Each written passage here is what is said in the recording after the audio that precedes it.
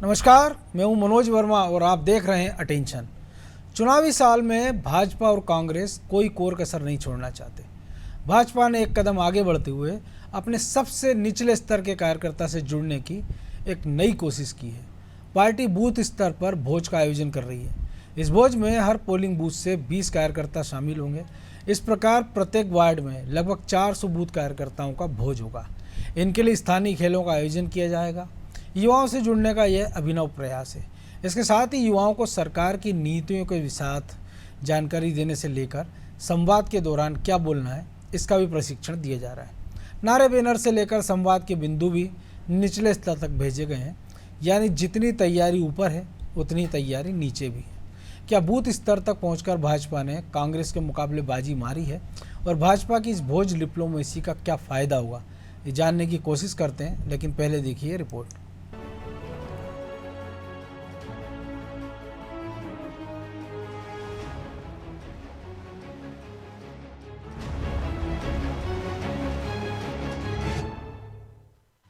वर्ष 2018 के चुनाव में दिग्विजय सिंह ने पंगत पर संगत का आयोजन किया था, जिसका सकारात्मक परिणाम मिला। इस बार भाजपा भोज सियासत कर रही है। इसके तहत भाजपा 13 लाख नए कार्यकर्ताओं को पंगत में बैठाने वाली है। हर पोलिंग बूथ पर 20 सदस्यों को पंगत में बैठाकर भोजन कराया जाएगा। एक वार्ड में करीब 400 लोग भोजन करेंगे। इस विशाल आयोजन का खर्च टिकट के दावेदारों और विधायकों के खाते में आएगा। खेल कूद का भी आयोजन होगा। इसका मकसद पोलिंग बूथ के सदस्यों को स्थानीय नेतृत्व से सीधे जोड़ना है। इसकी रिपोर्टिंग पार्टी के संगठन ऐप पर होगी। भोज के दौरान सभी कार्यकर्ताओं को मध्य प्रदेश सरकार की विभिन्न योजनाओं के विषय में बताया जाएगा। इसके लिए पार्टी ने कार्यकर्ताओं के लिए 22 सूत्रीय एडवाइजरी भी जारी की है। देखिए, भारतीय जनता पार्टी वो पार्टी है जो कार्यकर्ताओं से निरंतर संवाद रखते हुए जनता के बीच जाने के लिए निरंतर कार्यक्रम बनाती है।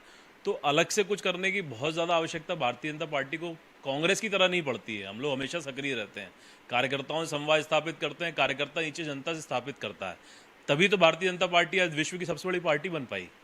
और रही बात कांग्रेस की, तो देखिए कांग्रेस को नकल जरूर कर रही है, लेकिन अक्ल नहीं है।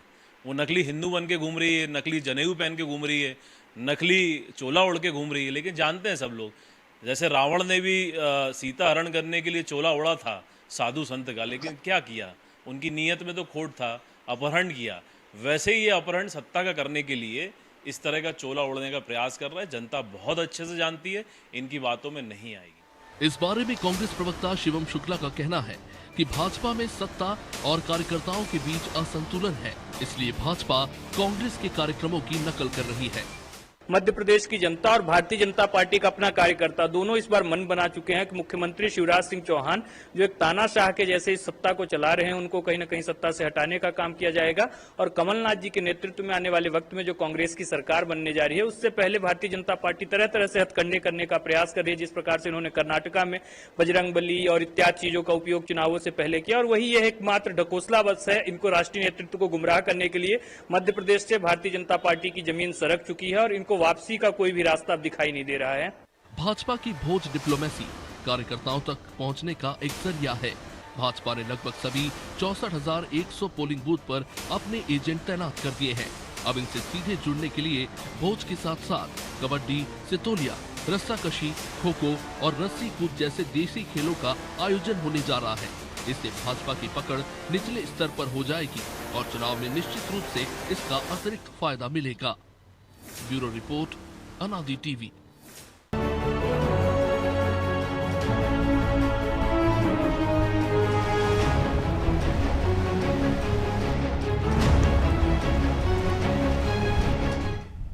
तो इस भोज डिप्लोमेसी के मायने क्या है, इसी को समझेंगे वरिष्ठ पत्रकार देवदत्त दुबे और रमेश शर्मा जी के साथ। वो स्वागत है शर्मा जी आपका। और एक पुरानी कहावत है कि अगर आपको किसी के दिल में रास्ता बनाना है तो वो रास्ता पेट से होकर जाता है। तो दोनों काम हो रहे हैं कि आप पेट के रास्ते दिल में भी और बड़े पैमाने पे आप कार्यकर्ताओं के एक साथ जोड़ भी रहे हैं, क्योंकि लगभग ये सारा आंकड़ा मिलाएंगे तो तकरीबन 13 लाख कार्यकर्ताओं तक सीधी अप्रोच हो जाएगी।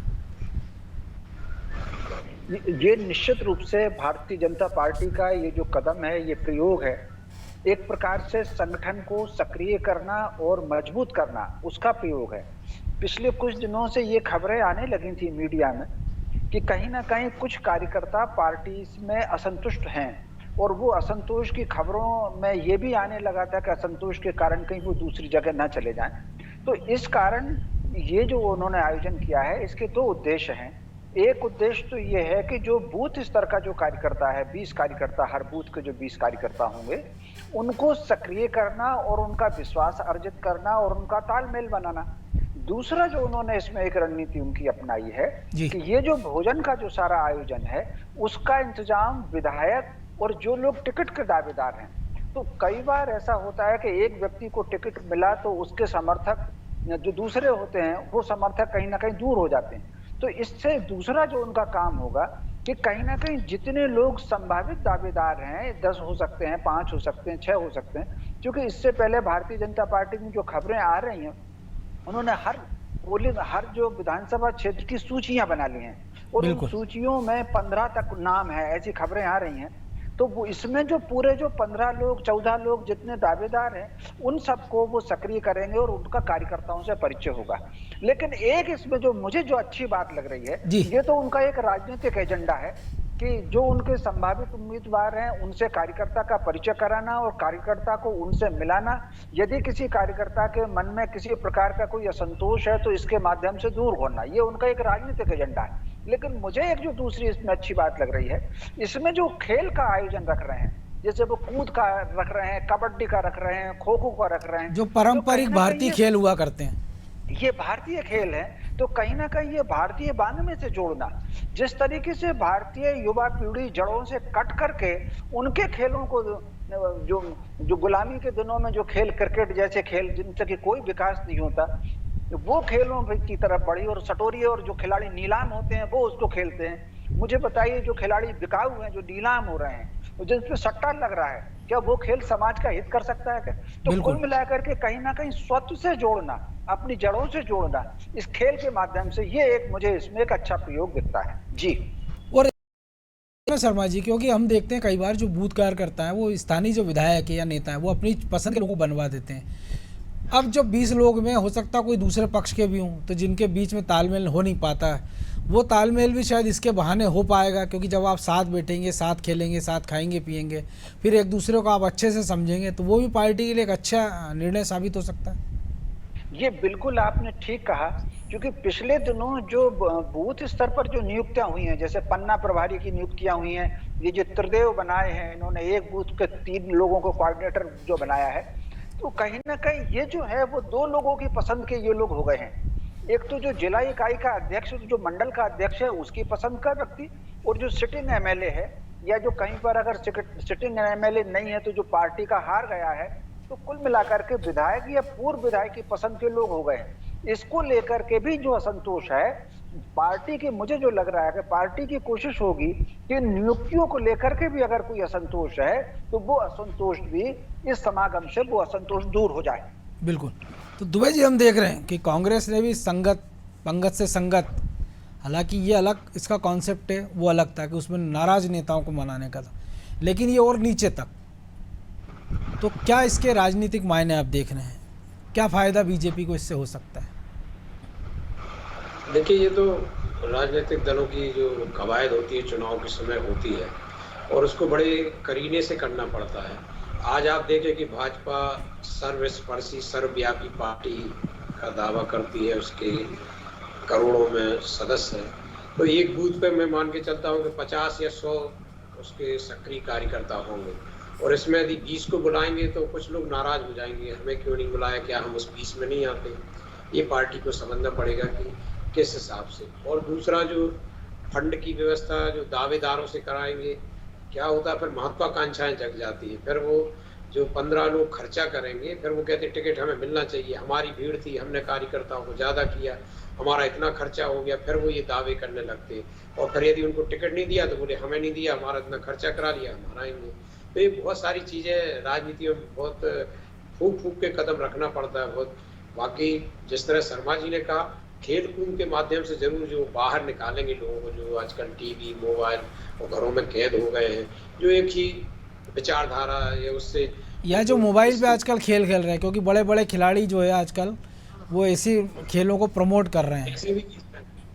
तो ये तो अच्छा प्रयोग रहेगा कि लोगों को अपने भारतीय खेलों से जोड़ो और उनको सक्रिय करो। और इस सब में भी उनको बहुत सावधानी रखना पड़ेगी कि कार्यकर्ताओं के चयन और जिनसे वो खर्चा करा रहे हैं उनसे कहा जाए कि शर्त नहीं, जैसे बसों में लिखा रहता ना, शर्त नहीं कि वीडियो चले ही, ऐसा शर्त नहीं कि आपको टिकट मिले ही, आपकी उत्सुकता है। ये तो जो दावेदार है उनको भी पता है कि अगर किसी क्षेत्र में वो दावा कर रहे हैं तो वो इकलौते दावेदार होंगे नहीं, ऐसे दर्जनों दावेदार होंगे। अपने जो अनुभव है, पिछली बार जो जन आशीर्वाद यात्रा निकली तो मैंने 2 विधानसभा क्षेत्रों को करीब से देखा जिन्हें भाजपा जीत सकती थी, लेकिन उन्होंने जन आशीर्वाद यात्रा में स्वागत में 12 जगह स्वागत के टेंट लगाए और 12 लोगों ने शक्ति प्रदर्शन किया फ्यूल का, और उन 12 में से टिकट न मिल के 13वें व्यक्ति को टिकट मिल गया।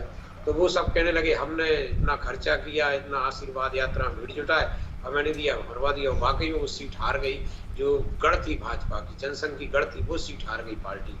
तो ये सावधानियां बहुत रखना पड़ती है कि कई लोग कैसे नाराज हो जाते हैं। आप वैसे वो खर्चा करते रहेंगे अपने मन से, लेकिन यदि आप उनके कहने पे कर रहे हैं तो फिर वो दावा ठोकते हैं। खैर पार्टी इस चीज को समझती है कि जो नए कार्यकर्ताओं को भी जोड़ेगी, क्योंकि जो कार्यकर्ता लगातार हैं। नहीं, पार्टी को ये भी पता है ना कि जो सिटिंग एमएलए है वही इस भोज का आयोजन करा देगा। वो कभी नहीं चाहेगा कि दूसरे दावेदार इसको कराएं ताकि एक नई संकट पैदा हो, क्योंकि वो तो सक्षम है, वो तो भंडारे भी करा रहा है, कथा भी करा रहा है, तो एक भोज और सही। बिल्कुल, ये तो राजनीति का आजकल बहुत अच्छा पैटर्न हो गया। इस बहाने एक तरह से समागम होता, जैसा आपने भी कहा कि पेट से होकर दिलों का रास्ता जाता है। तो एक अच्छा है कि इसमें भोजन ही तो करा रहे, कोई आपसे न स्वागत करा रहा है न अभिनंदन, हम आपका स्वागत भी कर रहे हैं, आपको भोजन करा रहे हैं। तो इसमें ज़्यादा असंतोष की भावना नहीं रहती। और आजकल ये बहुत कथाओं का भी बहुत चल रहा है कि कई जगह तो मिल नहीं रही विधायकों को कथा, पंडित जी लोग समय नहीं दे रहे। खासकर प्रदीप मिश्रा और बागेश्वर धाम के धीरेश कृष्ण शास्त्री के लिए तो क्यों लगी हुई है कि आप हमारे यहाँ कर दो। और इसमें आजकल सामान्य आदमी कथा करा भी नहीं सकता। जिस तरह की लाखों करोड़ों रुपए खर्च होते हैं पंडाल में, भोजन में और व्यवस्थाओं में, तो सामान्य आदमी कथा करा भी नहीं सकता। तो इसके लिए तो लगातार हम देख रहे हैं कि हर विधानसभा क्षेत्र में हर अच्छा जो सक्षम विधायक है, मंत्री है, वो लगातार करा रहा है। तो ये तो एक अच्छा है कि किसी न किसी बहाने लोगों के कानों में वो धर्म की बात पड़ेगी, जिसमें सत्य के साथ दया, करुणा, प्रेम भाव के साथ जीना सिखाया जाएगा। तो एक जो प्रतिस्पर्धा होती है, राग द्वेष ईर्ष्या पनपता है, वो कम होगा। तो ये तो अच्छा है कि राजनीति इस बहाने से शुरू हो।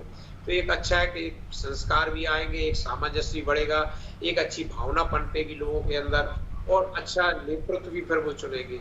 नहीं तो फिर अपराधी, माफिया और ये आबकारी ठेकेदार, ये सब जो हावी हो जाते हैं राजनीति में, जो पहले चंदा देते थे अब वे खुद चुनाव लड़ने लगे। तो ये लोग जो विराम लगे और जो लोग धार्मिक और सामाजिक कार्यों से समाज में छवि बनाएं, वो राजनीति में आए, गौ सेवा करें, संतों की सेवा करें, समाज में दीन दुखियों की सेवा करें। अभी गर्मी का मौसम है, गरीबों को पानी पिलाएं, भोजन कराएं। ऐसे लोग यदि भाव के साथ राजनीति में आए, सफल हो जाएं, तो क्या दिक्कत है? नहीं, सब हैं, लेकिन वो पूरे समय नहीं करते ना। वो अभी चुनाव का साल है, तो ये सारे जो आप बता रहे हैं वो सब हम होते देखेंगे। शर्मा जी, एक और चीज़ है कि कांग्रेस भी इसी प्रकार के कॉन्सेप्ट पे बढ़ रही कि मंडलम की बात दीपक बावरिया के समय हुई, अब कमलनाथ भी कह रहे हैं नीचे बूथ तक हमको मैनेजमेंट करना है। तो कांग्रेस को बीजेपी के मुकाबले कहाँ खड़ा पाते हैं आज की स्थिति में? देखिए, आज की स्थिति में संगठन की दृष्टि से अगर देखेंगे तो कांग्रेस थोड़ी पीछे है भाजपा से। उसका ये कारण है कि भाजपा ने जो अपना यात्रा, राजनीतिक यात्रा शुरू की थी, वो संगठन को प्राथमिकता देकर के उन्होंने यात्रा शुरू की थी। आप अगर उनका गठन भी देखेंगे तो संघ ने कोशिश की थी कि पहले कोई राजनीतिक दल बने। तो जो 1951 में उन्होंने जनसंघ की स्थापना की और 1980 में फिर ये भाजपा की जो स्थापना हुई, तो कहीं ना कहीं उन्होंने संगठन पर और कैडर पर बहुत ज्यादा जोर दिया था।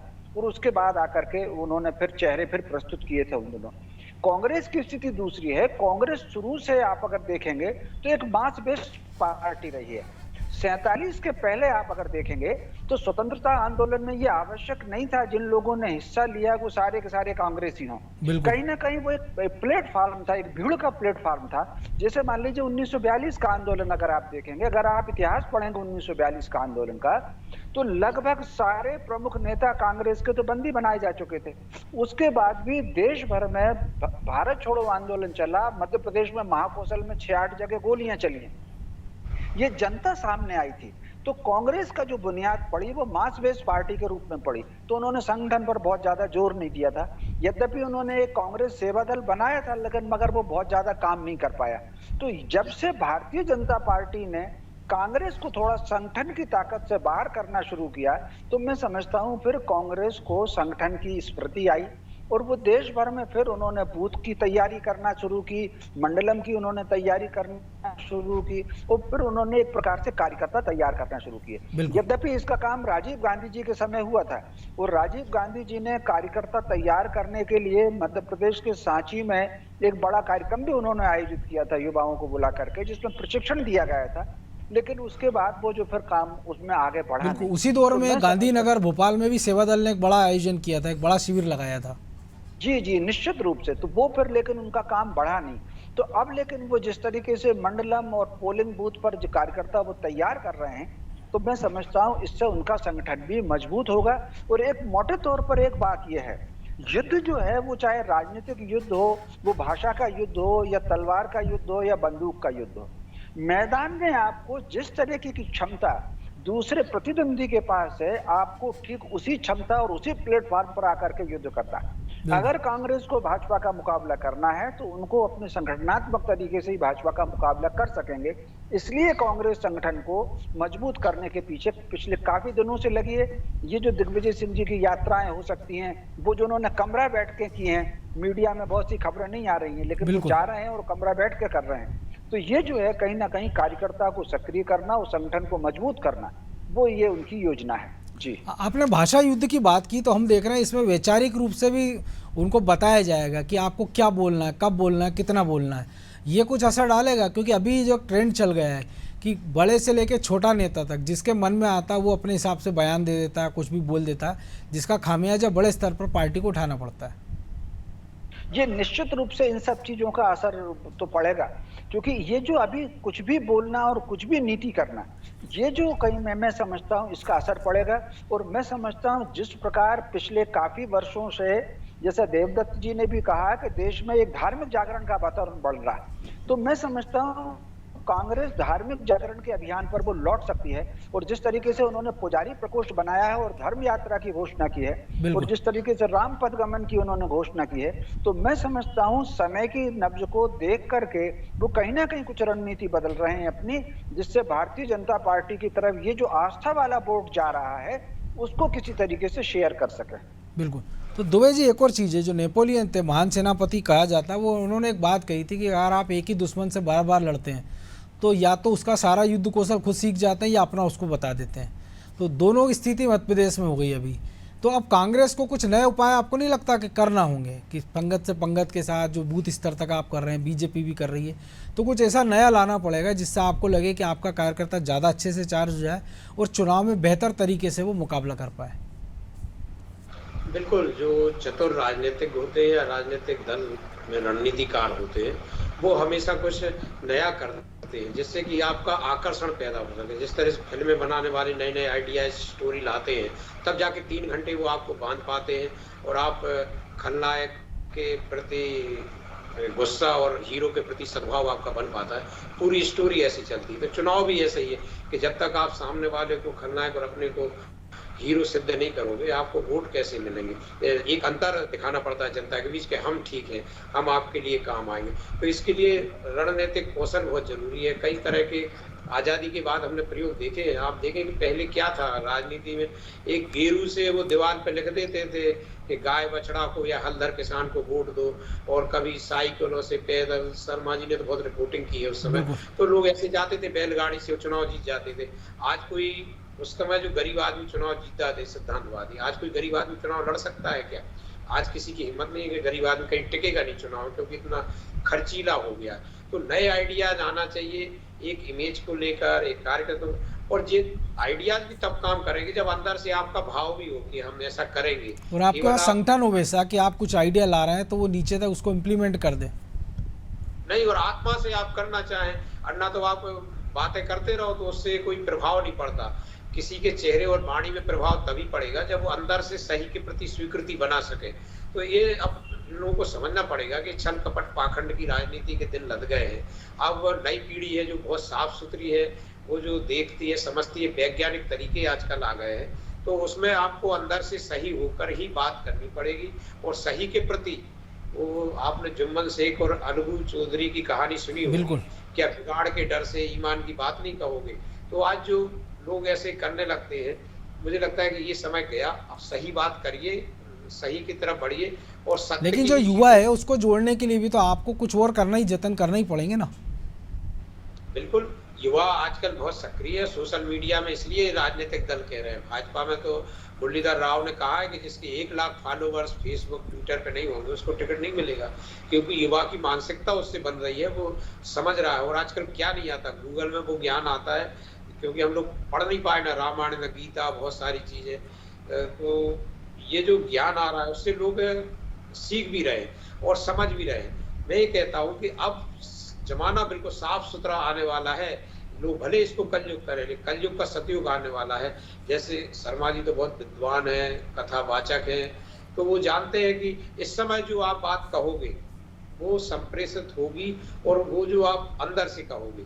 और जिस तरह का वातावरण है, अब यदि आप केवल जप कर लोगे, जो और युग थे तो उसमें तो बड़े बड़े यज्ञ और ये सब करना पड़ता था, आप केवल जप कर लोगे तो आपका भला हो जाएगा। आप केवल सही के प्रति स्वीकृति बना लोगे, आपका भला हो जाएगा।